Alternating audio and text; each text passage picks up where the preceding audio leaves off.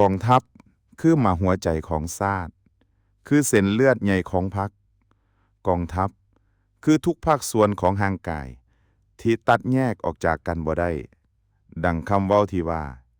กองทัพกับประชาชนคือป่ากับน้ำเมื่อประเทศชาติมีภัยประชาชนเดือดร้อนทหารมีหน้าก่อนเสมอยอมเสียสละเลือดแล้วเนื้อเหือแห้งสติปัญญาเสียสละเวลาเพื่อประเทศชาติมั่นคงประชาชนพ้นภัยหังมีสีวิไล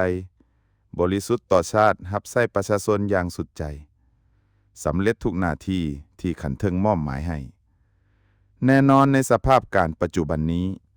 ประเทศเฮากำลังประเสริญกับหลายปัญหาที่ท้าทายเว้ารวมเว้าเฉพาะแม่นปัญหาการขาดแคลนครูปัญหาครูอาสาและการปะละการเรียนของนักเรียนขั้นต่างๆซึ่งเป็นปัญหาที่ร้ายแรงและจะส่งผลกระทบโดยกงต่อการพัฒนาทรัพยากรมนุษย์ก็คือการพัฒนาของประเทศชาติพรรคและรัฐบาลยามได้ก็เป็นห่วงเป็นใยต่อการศึกษาถือเอาการศึกษาเป็นเวียกงานที่สำคัญอันดับหนึ่งถือเอาการศึกษาไปก่อนบัด91ถือเอาคนเป็นเป้าหมายในการสร้างสาพัฒนาประเทศชาติการศึกษาเป็นรากเหง้าและเป็นกกในการสร้างคนให้เป็นทรัพยากรอันประเสริฐของชาติแต่สิ่งที่น่าเป็นห่วงคือจำนวนนักเรียนในแต่ละชั้นแต่ละขั้นมีท่าเอียงลดลงโดยเฉพาะในขั้นมัธยมวิทยาลัยมหาวิทยาลัยสาเหตุก็ย้อนว่าสภาพการบ้านเมืองเฮาเกิดวิกฤตทางด้านเศรษฐกิจการเงินนักเรียนนักศึกษาจำนวนบ่น้อยปละการเรียน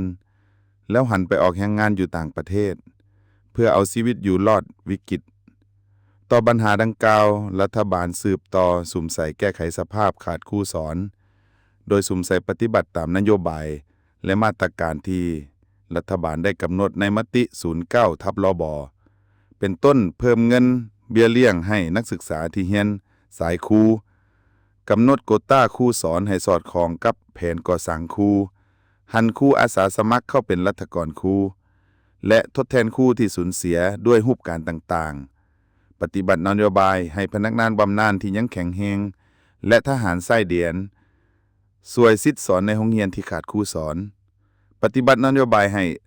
เอาครูอาสาสมัครเข้าบรรจุเป็นทหารพันธะแต่ปฏิบัติหน้าที่ครูสอนในปัจจุบันกระทรวงป้องกันประเทศร่วมกับกระทรวงศึกษาธิการและกีฬา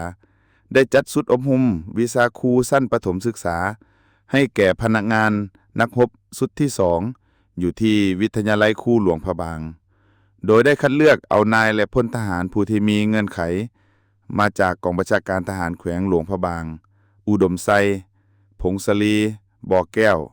หลวงน้ำทาและแขวงสัญบุรีในก่อนหน้านั้นได้สำเร็จการฝึกอบรมสุดที่1อยู่ที่วิทยาลัยครูสวรรณเขตซึ่งมีนักฝึกอบรมทั้งหมด86สหายและถือบรรจุเข้าช่วยสอนแล้วจำนวนหนึ่งสังรวมแล้วบ่ว่ายุคใดสมัยใด